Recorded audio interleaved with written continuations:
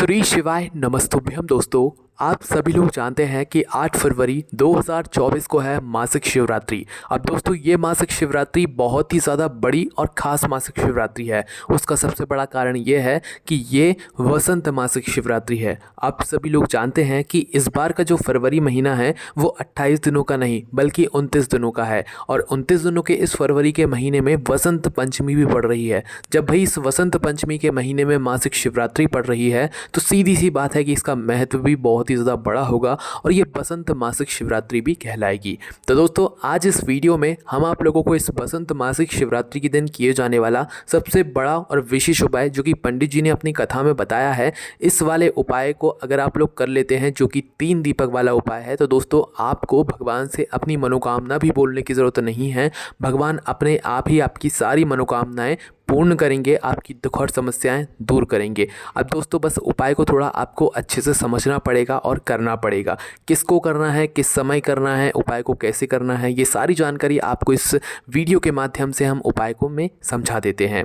तो दोस्तों सबसे पहली चीज़ जो हम आपको 3 दीपक वाला उपाय बताने वाले हैं, ये 3 दीपक वाला उपाय सिर्फ और सिर्फ मासिक शिवरात्रि के दिन ही किया जाता है। आप 5 दीपक वाला उपाय करते हैं सोमवार के दिन, 2 दीपक वाला उपाय करते हैं प्रदोष व्रत के दिन। उसी तरीके से दोस्तों 3 दीपक वाले उपाय की महत्वता बहुत ज़्यादा होती है जब वो उपाय किया जाता है किस दिन, मासिक शिवरात्रि के दिन। खुद पंडित जी ने जो है ये बात या ये उपाय बताया है। तो दोस्तों उपाय को कैसे करना है आइए समझते हैं। देखिए 3 दीपक वाला उपाय है तो सीधी सी बात है कि 3 दीपक तो इसमें बनेंगे ही बनेंगे। पर जो 3 दीपक वाला उपाय है इसमें 3 दीपक किस चीज़ के बनेंगे और किस समय ये उपाय करना है और किसको करना है, तो देखिए ये बात आप लोग समझ लीजिए कि जो उपाय करेगा वो घर की माताएं बहनें ही होंगी, क्योंकि घर की माताएं बहनें जो होती हैं वो घर की लक्ष्मी होती हैं।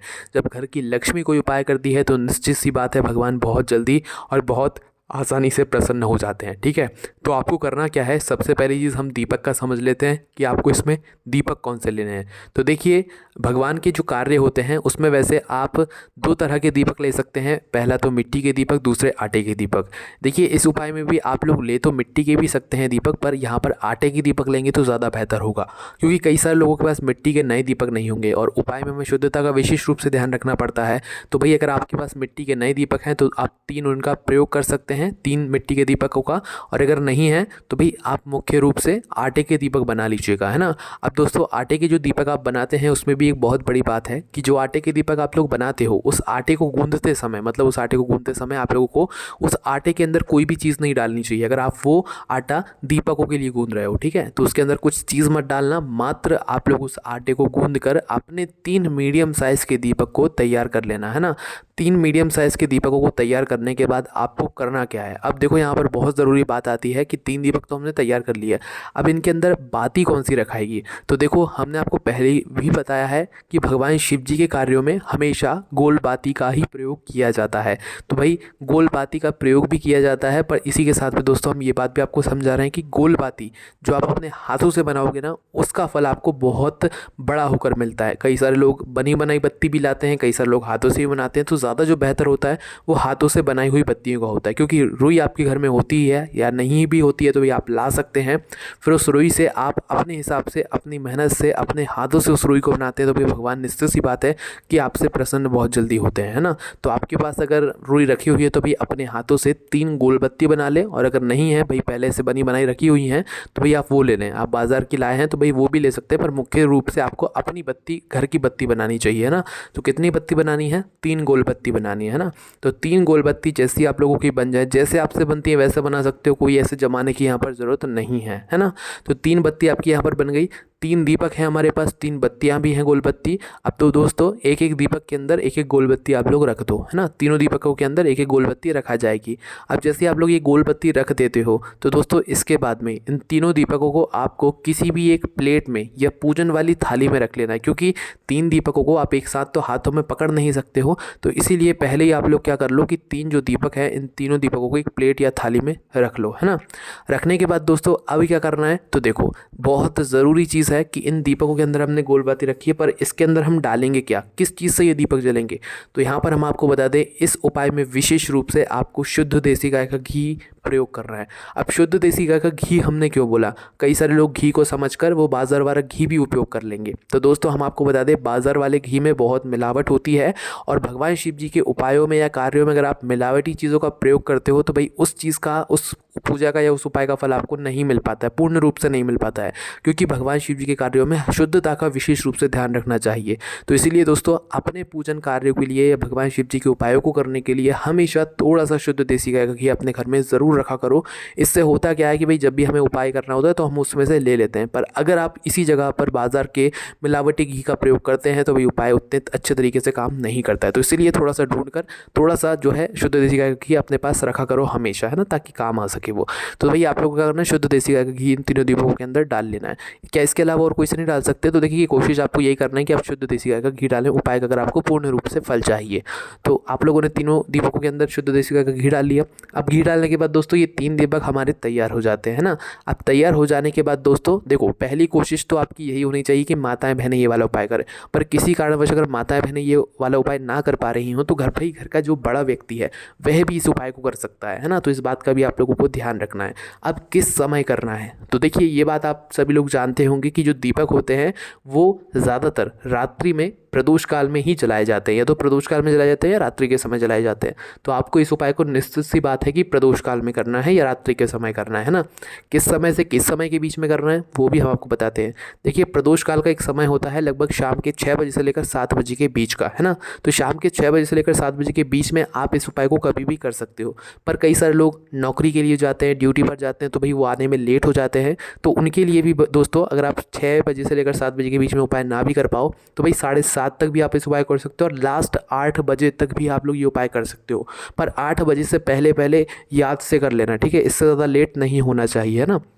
तो भाई आप लोगों को कोशिश 6 से 7 के बीच में ही होनी चाहिए, पर लेट हो जाओ तो 7:30 8 बजे तक भी आप ये 3 दीपक वाला उपाय इस मासिक शिवरात्रि को ज़रूर कर सकते हो, वसंत मासिक शिवरात्रि को, ठीक है। तो आपके ये है उपाय तैयार हो चुके हैं, ये तीनों दीपक तैयार हो चुके हैं। आपको अपने घर से इन तीनों दीपकों को लेकर निकलना है। अब देखिए निश्चित सी बात है कि हमने 3 दीपक यहाँ पर तैयार किए हैं, तो 3 जगहें ऐसी होंगी जहाँ पर हम ये दीपकों को रखेंगे। एक जगह पर ये तीनों दीपक नहीं रखाएंगे, एक जगह 3 जगह पर ये दीपक रखाएंगे, ठीक है।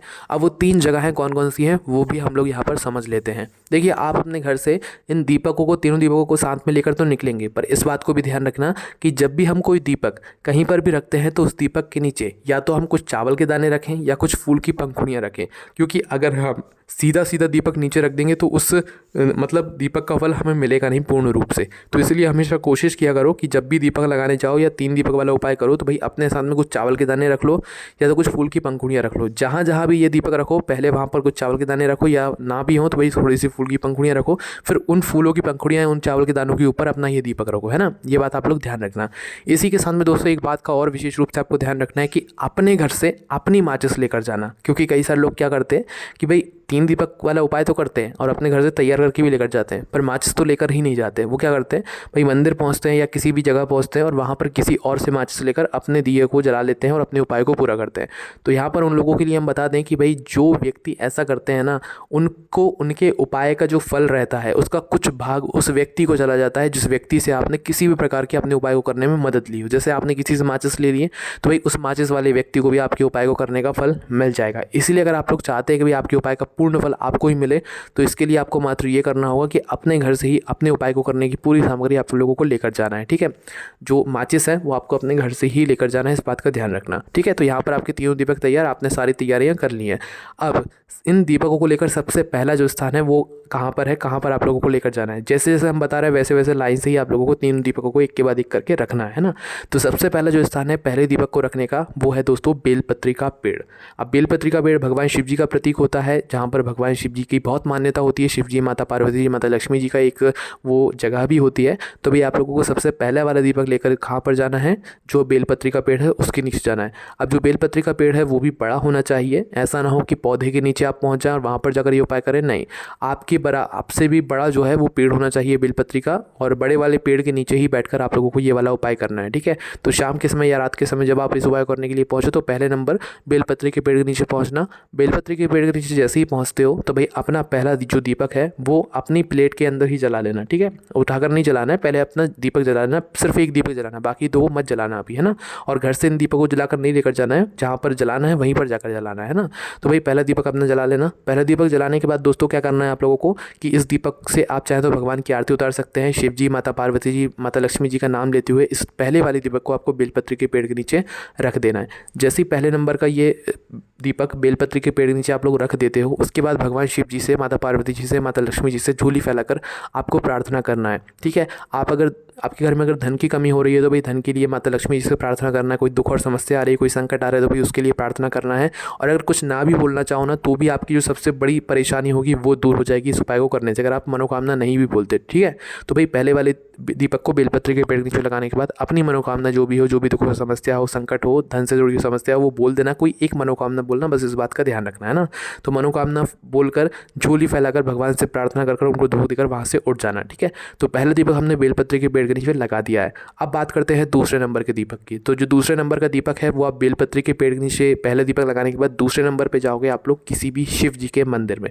उस बेलपत्री के पेड़ के पास में, आपके घर के पास में जो भी शिव मंदिर हो, ठीक है, शिव जी का शिव मंदिर हो, शिवालय हो, भाई वहाँ पर आप लोगों को अपने ये दोनों दीपकों को लेकर जाना है ना। मतलब प्लेट को तो आप अपने साथ में ही रखोगे क्योंकि तीनों दीपक आप प्लेट में ही रख कर लेकर गए हो। तो भाई दूसरे नंबर के दीपक को आप लोग कहाँ पर लेकर जाओगे, किसी भी शिव मंदिर में, शिवालय में। शिव मंदिर में जैसे ही पहुँचते हो तो भाई शिव मंदिर में शिव जी की शिवलिंग के पास में अपना यह दूसरे नंबर का दीपक आप लोगों को रखना है। पहले तो अपनी प्लेट के अंदर ही अपनी माचिस से जला लेना है, और जलाने के बाद क्या करना है, दूसरे नंबर का दीपक आपको उस शिवलिंग के पास में कहीं पर भी रख देना है। शिवलिंग के इतना पास मत रखना कि भगवान शिव जी को उस दीपक की आँच लगे, थोड़ा सा दूरी बनाकर उस दीपक को शिवलिंग के पास में रख देना है ना। और शिवलिंग के पास में भी इस दीपक को रख सकते हो, चाहो तो इस दूसरे नंबर के दीपक को शिव जी की चौखट पर भी रख सकते हो, कोई दिक्कत नहीं है ना।